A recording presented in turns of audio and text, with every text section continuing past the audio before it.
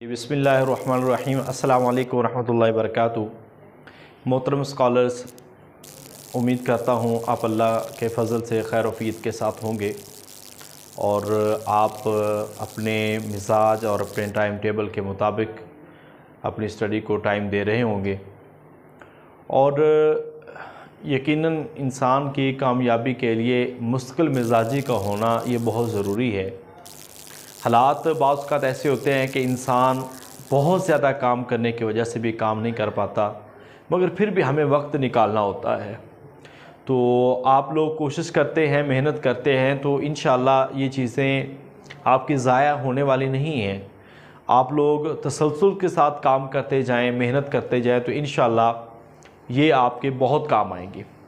अभी आपको इल्म है कि मुख्तलिफ़ डिपार्टमेंट में सीटें आई हुई हैं, जैसा कि रिलीजियस टीचर की भी सीटें आई हुई हैं पाकिस्तान एयर फोर्स में, तो उसमें भी आप अप्लाई करें और उसका टेस्ट का पैटर्न भी सेम पैटर्न है।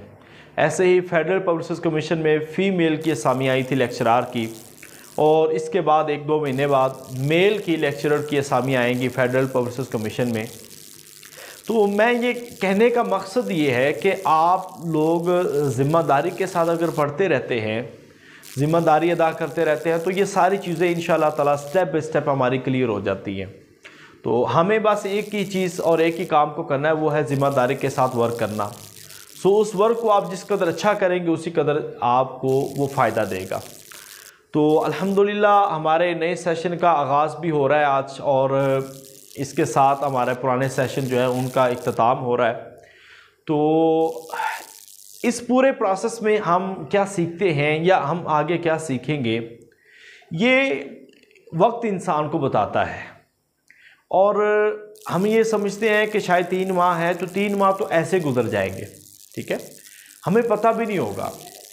चीज़ें उस वक्त आसान होती हैं जब हम उसको टाइमली करते जाते हैं। जब हम किसी सब्जेक्ट को या किसी भी स्टडी को हम टाइमली करते हैं, बर वक्त करते जाते हैं और पेंडिंग नहीं करते, फिर चीज़ें आसान होती हैं। अब कुछ लोग ऐसे हैं कि जो कभी कभी क्लास में आते हैं या कभी कभी ग्रुप वॉच कर लिया, तो ऐसा नहीं होना चाहिए। बेसिकली हमें जो काम दिया गया है, आपको पता है हमारा एक शेड्यूल होता है, उस शेड्यूल के मुताबिक आपको क्लासेस दी जाती हैं और उसके मुताबिक हम आपको पढ़ाते हैं। तो उसके मुताबिक हम अल्हम्दुलिल्लाह वर्क करते हैं। तो फिर वर्क करते जाए ना, तो फिर ये कि काम पेंडिंग नहीं होता और आपके ऊपर बर्डन नहीं होता। जैसे ही 2-3 सब्जेक्ट, 1-2 सब्जेक्ट पीछे रह गए, आपके अंदर सुस्ती आना शुरू हो जाएगी, आप परेशान होना शुरू हो जाएंगे कि मैं अब इसको कब करूं, कैसे करूं, क्योंकि वजह ये बनती है कि फिर आप उसको मैनेज नहीं कर पाते, आपके पास इतना टाइम नहीं होता कि आप उसको मैनेज कर पाएँ। सो इन चीज़ों को आपने ख्याल से देखना है कि आप आज से काम शुरू करें ना, तो एक अच्छी नीयत लेके चलें। जिन्होंने आज सेशन आगाज़ करना है, एक अच्छी नीयत हो इंसान के दिल में कि मैंने कुछ काम करना है, मैंने खुलूस नीयत के साथ मेहनत करनी है और उसके बाद पब्लिक की सर्विस भी करनी है इंशाअल्लाह। तो जब इंसान की नीयत साफ़ होती है, बड़ों की दुआएं होती हैं और एक ज़िम्मेदार मुसलमान शहरी की हैसियत से जब हम वर्क करते हैं ना, तो फिर हर चीज़ हमारे लिए और तकदीर के मामले भी हमारे हक़ में होना शुरू हो जाते हैं। सो कभी भी दुआ को तर्क ना करें।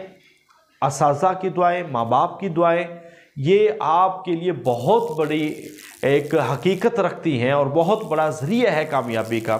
क्योंकि हम ये समझते हैं कि शायद सारी चीज़ें हमारी मेहनत से मिलती हैं। नो डाउट हमारी मेहनत 90% उसमें जो असरअंदाज होती है, मगर अपने अल्लाह के साथ, अपने रब के साथ, अपने मालिक के साथ जो एक ताल्लुक़ है, उस ताल्लुक़ को भी मजबूत करना है।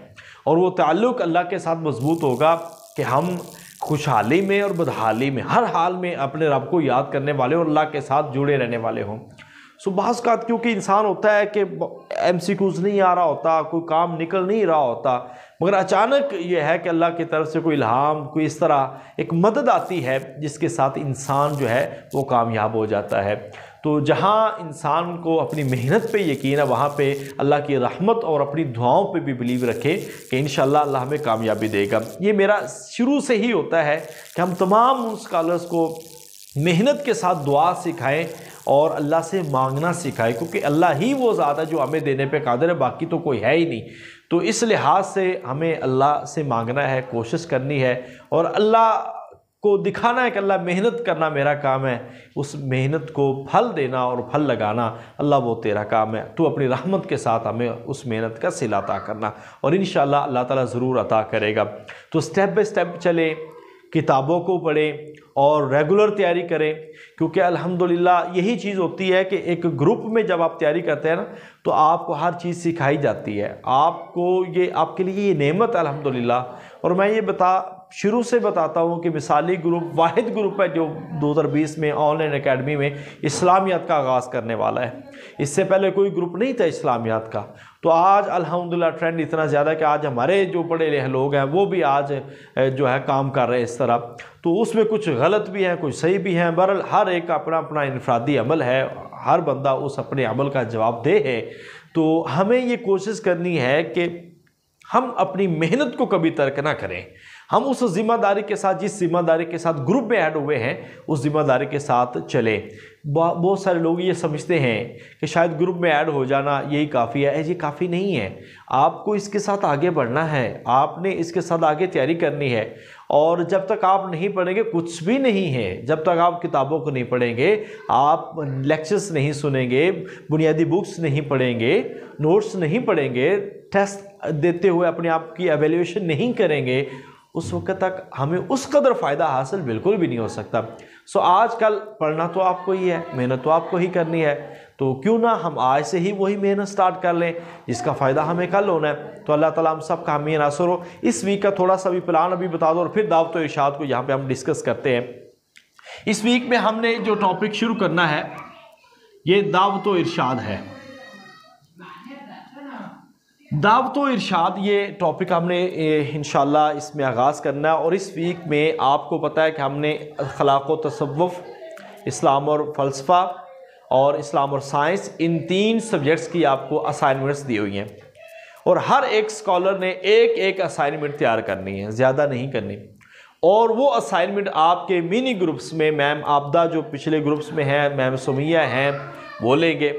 और यहाँ पे जो असाइनमेंट होंगे वो यहाँ पे मैम सुमैया हैं और इस तरह मैडम है एक और हैं, उनका नाम अभी मेरे ज़हन से स्किप हो रहा है, उनको हमने मैम मुज़्ज़लिफ़ा अकबर, उनको हमने ज़िम्मेदारी दी है। तो वो क्लास आपकी लेंगी और उस क्लास में भी आपने हाज़िर होना है और अपने टॉपिक को वहाँ पे डिफेंड करना है, उसको डिस्कशन करना है और आपसे फिर क्वेश्चनिंग होगी। लिहाजा उन असाइनमेंट और प्रेजेंटेशन के उन्वानात में या प्रेजेंटेशन में आपने गायब नहीं होना। तो 3 टॉपिक वो होंगे, दावत इरशाद हम पढ़ेंगे और इसके साथ फिर जो है ना प्रेजेंटेशन के जो उन्वानात है वो भी आपको शेयर कर दिए जाएंगे। 2 दिन, कल और आज। कल लाइव क्लास नहीं होगी, आज लाइव क्लास में आपको सारा दावत इरशाद का बताया जाएगा और इसके लेक्चर आपको अभी रात 9 बजे, 9:30 बजे, 10 बजे पहले हम आपको शेयर कर देंगे। उसके बाद दावत इरशाद का टेस्ट होगा, फिर आपके एक दिन इस्लाम और साइंस की प्रेजेंटेशन होगी, फिर एक दिन इस्लाम और फ़लसफ़ा और अखलाक व तसव्वुफ़ की प्रेजेंटेशन होगी और फिर उनके टेस्ट होंगे। वो शेड्यूल अभी आपको मिल जाएगा इंशाअल्लाह। तो सबसे पहले यहाँ पे दावत इरशाद में देखिए, ये हमारे MA के सब्जेक्ट में एक बड़ा सब्जेक्ट है और इसमें बहुत सारी चीज़ें ऐसी हैं कि जो तैयार करनी बहुत ज़रूरी है। इसमें आप 2-3 चीज़ें देखें तो सबसे पहले जो दावती तहरीकें हैं, दावती अफकार हैं, वो बहुत ज़रूरी हैं। दावत का लुग़वी और इस्लाही माना ये आपको पता हो और ये हर पेपर में, मैं आपको बता दूं, हर पेपर में इसके बारे में 3-4 सवाल लाजमी आए हुए हैं हर पेपर में। तो हमें इस सब्जेक्ट को इग्नोर नहीं करना, हमें इस सब्जेक्ट को बहुत बेहतर अंदाज में पढ़ना है और इसकी सारी डिटेल्स जो हैं वो मैंने आपको लेक्चर में बताई हुई हैं। यहाँ पे सिलसिला जो शुरू होता है दावती सिलसिला, वो हज़रत इब्राहीम अलैहिस्सलाम से, अगरचे इससे पहले भी है, हम इसको हज़रत आदम अलैहिस्सलाम से शुरू करते हैं। ये सिलसिला होगा हज़रत आदम अलैहिस्सलाम से।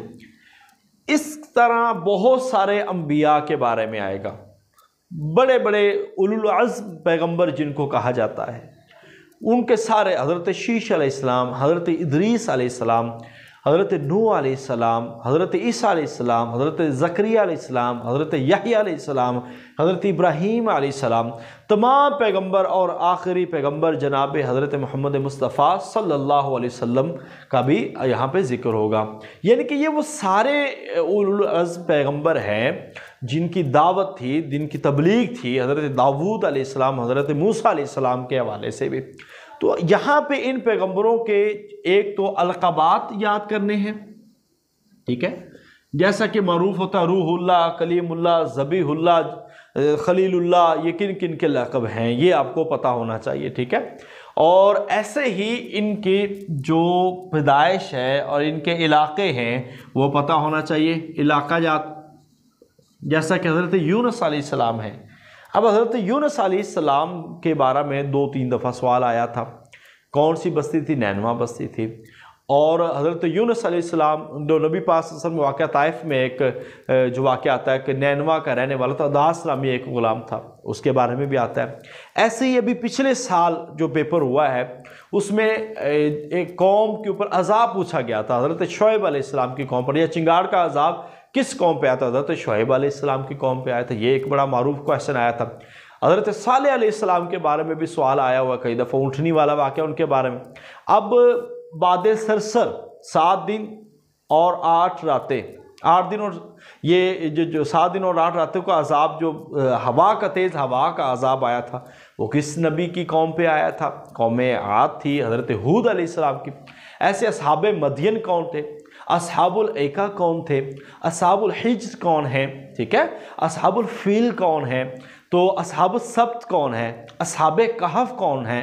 तो ये सारे एक बड़े सवाल हैं जो आपको दावत इरशाद में पूछे जाने वाले हैं और यहाँ पे करवाया जाने वाला वो काम है। तो मैं आपको ये गुजारिश कर रहा हूँ कि आप जितने भी मुझे सुन रहे हैं, इस सब्जेक्ट को इग्नोर नहीं करना। इस सब्जेक्ट में आपको बहुत सारे सवालात आने वाले हैं और इस दफ़ा हमने ये भी कोशिश की है कि अल्हम्दुलिल्लाह हमने दावत इरशाद के अंदर और कुरान के अंदर मुख्तलिफ जो हमारी नई मिसाली एडिशन इंशाअल्लाह ताला इस माह के आखिर पे या अगले माह में हमारे शुरू में आ जाएगा एडिशन नया, तो उसमें हमने ये बहुत सारी चेंजिंग की हैं, जिसमें हमने ये भी किया कि कुरानी मारूफ वाक़यात हैं वो भी हमने वहाँ पे शामिल कर दिए हैं। और ये भी चीज़ें कि असहाबुल ऐका कौन है, असहाब मदियन कौन है, असहाबुल हिज्र कौन है, असहाब फील कौन है, ये सारे हमने वहाँ पे भी डिस्कस कर दिए हैं ताकि स्कॉलर्स के लिए इंटरव्यू के वक्त भी वहाँ पे सहूलत रहे। सो सबसे पहला काम तो ये है कि इन अम्बिया अलैहिस्सलाम के बारे में हमने तफसील के साथ पढ़ना है, जिसमें मूसा अलैहिस्सलाम है, ईसा अलैहिस्सलाम है, ठीक है, और बाकी सारे पैगंबर, यूसुफ अलैहिस्सलाम है, ठीक है, ज़करिया अलैहिस्सलाम है, हज़रत यूनुस अलैहिस्सलाम है, शीश अलैहिस्सलाम है। ये सारे पैगंबरों के बारे में मुख्तसरन मगर जामे अंदाज के अंदर आपने इसको पढ़ना है। और ये बता दें कि दावत और इरशाद मिसाली ग्रुप के अंदर ये तकरीबन 26 अम्बिया का जो जिक्र हम यहाँ पे कर रहे हैं, उनका जिक्र वहाँ पे तफसील के साथ हमने लिख दिया हुआ है। और ये बात है कि इंशाअल्लाह आपको ये सारी चीज़ें वहाँ आसानी से मिल जाएंगी। तो सबसे पहला काम दावत और इरशाद का लफ्ज़ी और इस्तिलाही माना, ठीक है, ये आपने देखना है। कुरान के हवाले से एक सवाल आता है कि उसूल दावत कितने हैं, और या उसूल दावत की आयत कौन सी है, या उसूल दावत की जो आयत है वो किस सूरत में है। तो ये आपने उदउ इला सबील रब्बिका बिल हिकमति वल मौइदतिल हसना वजादिलहुम बिल्लती हिय अहसन, जो वहाँ पे जिक्र किया गया है उसके बारे में आपने ज़रूर पढ़ना है। और ये बारहा सवाल आ चुका है। मैं उम्मीद करता हूँ कि आप दावत और इरशाद के इस पोर्शन में आप इन चीज़ों को अम्बिया अलैहिस्सलाम की मुकम्मल तफासिल, कम से कम जो अम्बिया 26 अम्बिया का जिक्र जिनका कुरान के अंदर आता है, आप उनके बारे में ज़रूर पढ़ेंगे। 6 अम्बिया के नाम पे सूरतें हैं कुरान मजीद में और 26 अम्बिया का जिक्र कुरान के अंदर मौजूद है, ठीक है।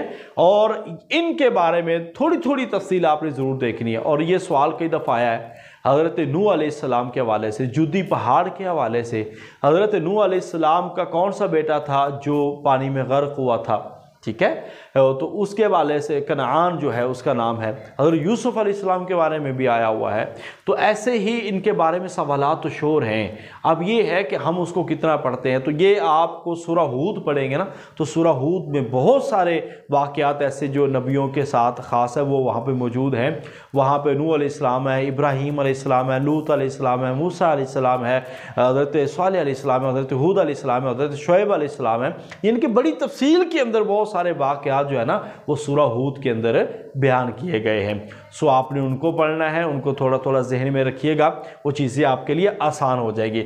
इन सारी चीज़ों के नोट्स और डिटेल्स मैंने ग्रुप में लेक्चर्स में पढ़ाए हुए हैं, वो लेक्चर्स आपको मिल जाएगा, और नोट्स हैं वो नोट्स आपको मिल जाएंगे।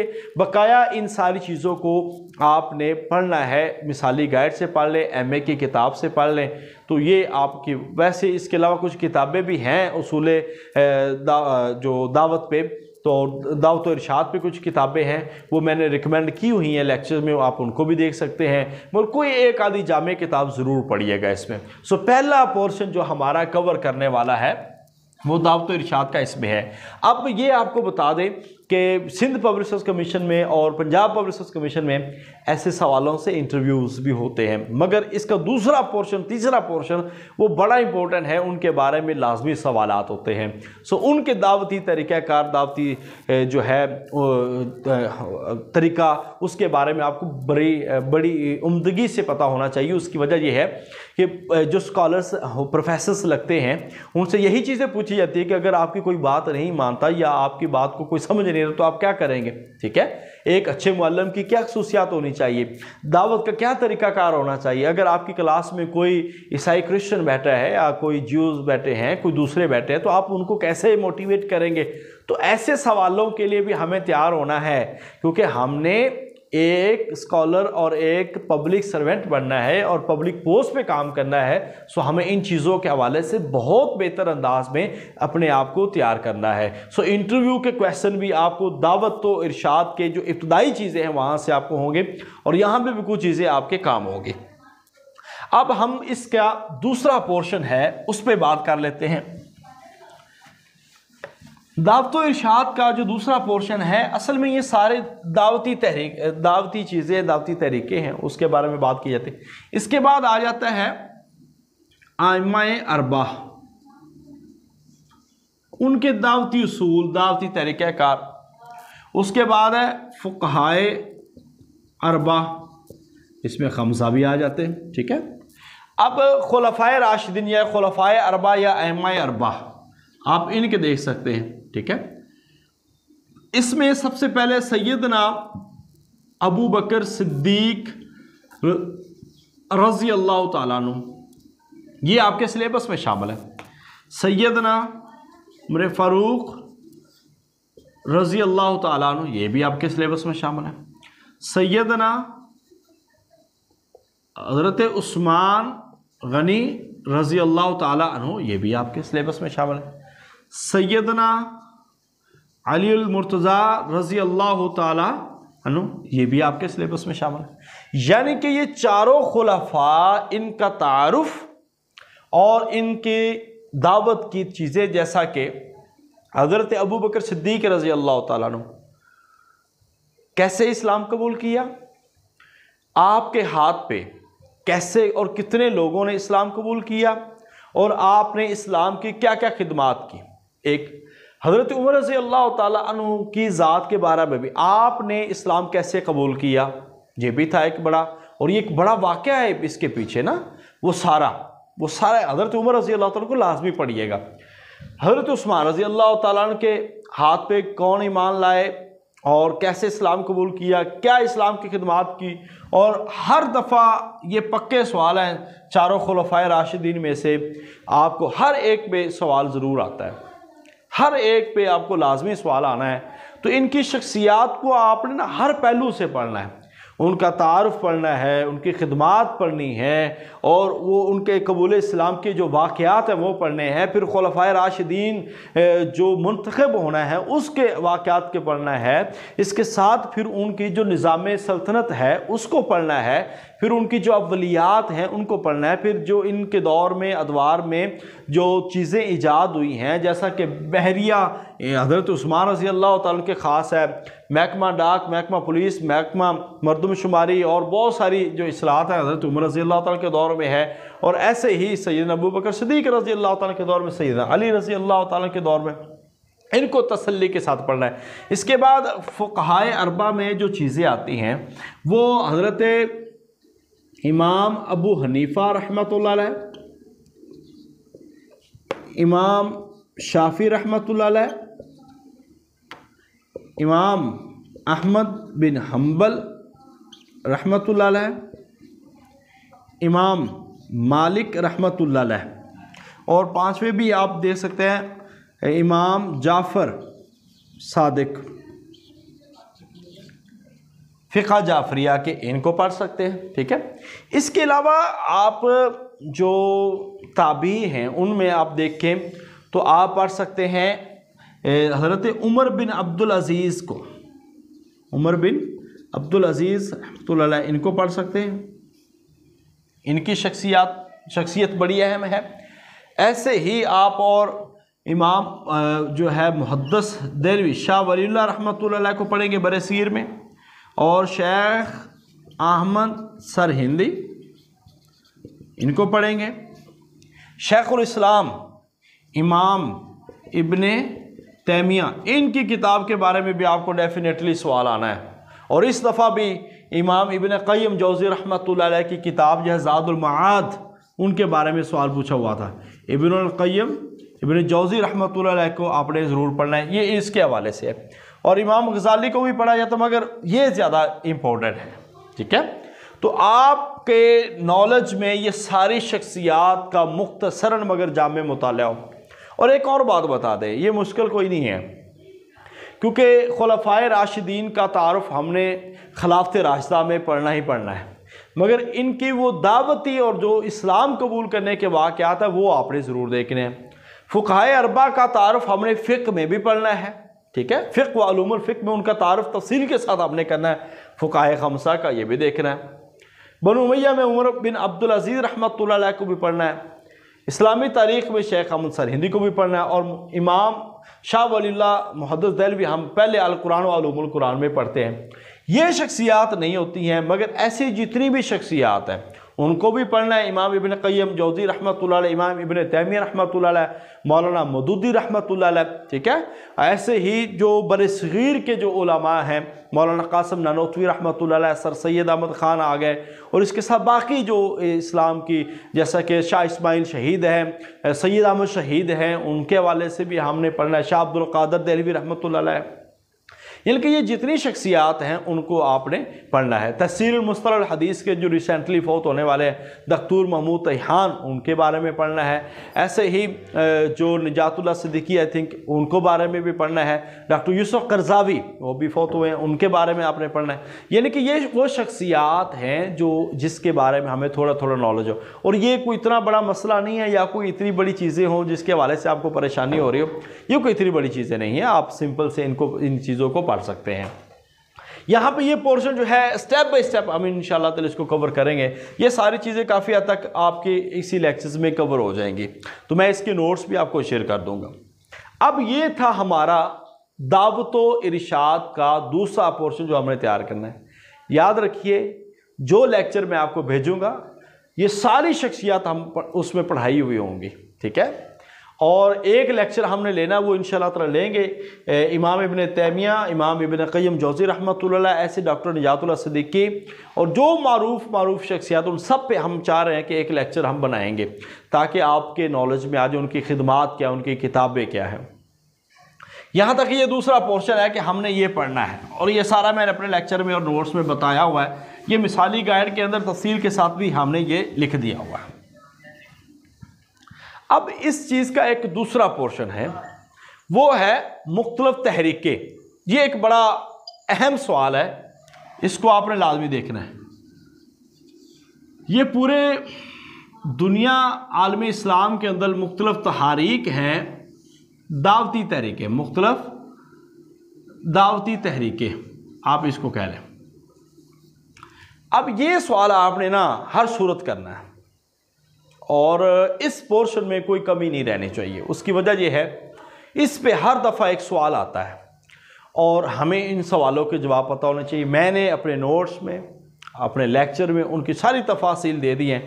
वो तफासिल सिर्फ इतनी मुख्तसर इसलिए की हुई हैं कि जितना हमें ज़रूरत है हम उतना पढ़ा देते हैं, ठीक है। और जो पेपर से और जो इंटरव्यू के रिलेटेड है वो सारी चीज़ें आपको बता दी हैं। तो इंशाअल्लाह ताला ये सवाल भी आपका क्लियर हो जाएगा। अब इसमें बहुत सारी तरीके हैं, जैसा कि इख्वानुल मुस्लिमीन है, ठीक है, बहुत बड़ी सोडानी तहरीक है, मादिया है, ठीक है, तहरीक रेशम नुमाल है, ये अगरचे बरसगीर की है, तहरीक जिहाद है,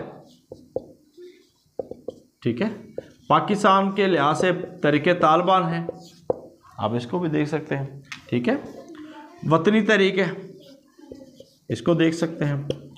ऐसे ही जो है कुछ पार्टीज़ हैं और बहुत सारे तरीके और भी हैं। मैं अभी जैसा कि जमात इस्लामी है और ऐसे ही आप जो तबलीगी जमात है वो भी यहाँ पे शामिल होगा और जमात इस्लामी मौलाना मदूदी की जो वो भी यहाँ पे शामिल होगी और बहुत सारे सवालात उनसे होते हैं, ठीक है।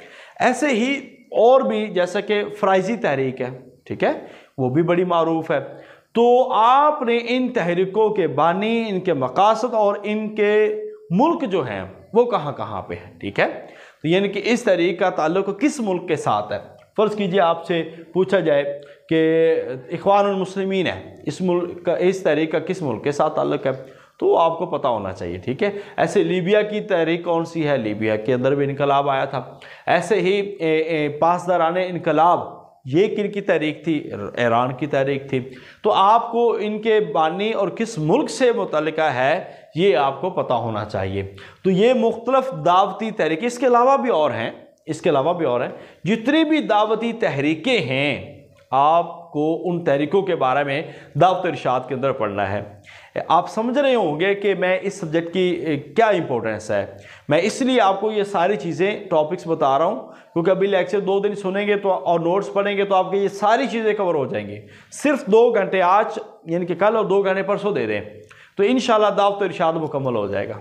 मैं ये दावे से कह रहा हूँ कि टेस्ट और इंटरव्यू के लिए आपकी भरपूर तैयारी हो जाएगी सिर्फ 2-2.5 घंटे देने से बस। मगर ये है कि 2-2.5 घंटे आप दें इसको, तो उसको पढ़ें अच्छी तरह। तो ये मुख्तलिफ तहरीकें, इनके मकासद और इनकी चीज़ें ये आपने ज़रूर पढ़नी है। और जैसा कि और भी बहुत सारी तहरीकें हैं तो उनको भी आपने थोड़ा थोड़ा टच करना है। अब आखिरी पोर्शन जो इसमें याद करने वाला है, वो पढ़ने वाला है, वो पोर्शन है अहम फ़िरक़े, क्योंकि ये भी इसी में आता है। अब यहाँ पे ना बहुत काम करने वाला है और एक इस्लामिक स्कॉलर को और एक इस्लामियात के लेक्चरर को इंटरव्यू के पॉइंट ऑफ व्यू से इन चीज़ों को बहुत ज़रूरी याद करना है। ये मेरे जितने भी सिंध वाले बात सुन रहे हैं तो उनको ये मैं मुखातब करके कह रहा हूँ कि ख़ास तौर पर सिंध और पंजाब के लोग और फेडरल के लोग इस चीज़ को बहुत अहम तरीके से याद करिएगा और ये चीज़ें ज़्यादा से ज़्यादा आपको इंटरव्यू में काम आने वाली है, बहुत काम आने वाली है। इसमें मुख्तलिफ फ़िरके जो हैं मुताज़िला, इशायरा, मातुरिदिया, जहमिया, क़दरिया, इसना अशरिया, इस्माइलिया, ठीक है, और ज़ैदिया, केसानिया और भी, ठीक है, जिसमें खवारिज भी आ जाते हैं, खवारिज, ठीक है, इमामिया फ़िरका, ठीक है। ये सारे जो फ़िरके हैं मुख्तलिफ जो दौरे बनु अब्बास में और उसके बाद बने थे, इन फ़िरक़ों के बारे में मुख्तसरन इनके उसूल, इनके अहम लोग, ये आपको पता होना चाहिए, ठीक है। क्योंकि अक्सर यही सवाल हुए हैं इंटरव्यू में कई लोगों से, मुताज़िला कौन थे, उनके उसूल क्या थे, उसके बानी क्या, इशारा कौन थे, उनके क्या थॉट है, ठीक है। मातुरिदिया क्या है, जहमिया क्या है, क़दरिया क्या है, इसना अशरिया क्या है। यानी कि इन फ़िरक़ों की जो मालूमात हैं, अक़ायद, तारुफ़ और बानी कहाँ कहाँ पे हैं, ये सारी चीज़ें जो है ना ये आपने ज़रूर करनी है। और ये मैंने बताई हुई हैं, अपने लेक्चर में बताई हुई हैं। वो 50 मिनट का लेक्चर है, आप वो सुनिएगा। और ये मिसाली गाइड के अंदर तफसील के साथ मैंने इस दफ़ा उन पे बड़ा लिख दिया है। और इस पे असाइनमेंट्स हमारी बनी हुई हैं, हमने अल्हम्दुलिल्लाह अपने मिसाली स्कॉलर से असाइनमेंट्स बनाई थी। तो इस पोर्शन को आपने बहुत उम्दा अंदाज में तैयार करना है। तो ये 4 पोर्शन मैंने बताए हैं जो दावत और इरशाद में हमारे टॉपिक बनते हैं। पहला टॉपिक जो है वो हमारा अंबिया अलैहिस्सलाम, पहले दावत और इरशाद के माना, मफ़हूम, तरीक़ाकार पे। उसके बाद दावत की खुसूसियात वगैरह को देख सकते हैं। इसके बाद अंबिया अलैहिस्सलाम पहला पोर्शन, दूसरा पोर्शन आप खुलफ़ाए अरबा कहा जाता है। तीसरा पोर्शन जो दूसरे पोर्शन में 7 आप फ़ुक़हाए अरबा और इमाम इब्न तैमिया शख्सियात का तारफ़ आ जाता है। तीसरे पोर्शन में मुख्तलिफ़ दावती तहरीकों का जिक्र आना चाहिए। चौथे पोर्शन में मुख्तलिफ़ जो फ़िरक़े हैं उनके बारे में आप, यानी कि 4 पोर्शंस में आप जो है वो दावत और इरशाद को पढ़ते हैं। तो अगर इंशाअल्लाह ये चीज़ें हो जाएं तो आपका ये पेपर, ये टेस्ट, ये इंटरव्यू हर सूरत से क्लियर हो जाएगा। सो इस टॉपिक को आपने बहुत इंपॉर्टेंस देनी है और इस टॉपिक को जितना अच्छा हो सके आपने पढ़ना है। तो आज के लिए जो सारी डिस्कशन का खुलासा यही है कि दावत और इरशाद, इसको 2 से 3 दिन हमने इसको लगाने हैं, भरपूर अंदाज में पढ़ना है और ये जुमेरात तक हमने इसी टॉपिक को ही पढ़ते रहना है। उसके बाद फिर इसका टेस्ट होगा, फिर प्रेजेंटेशन हम इंशाल्लाह इसके बाद नेक्स्ट वीक में लेंगे, तो ये काम हमारा हो जाएगा।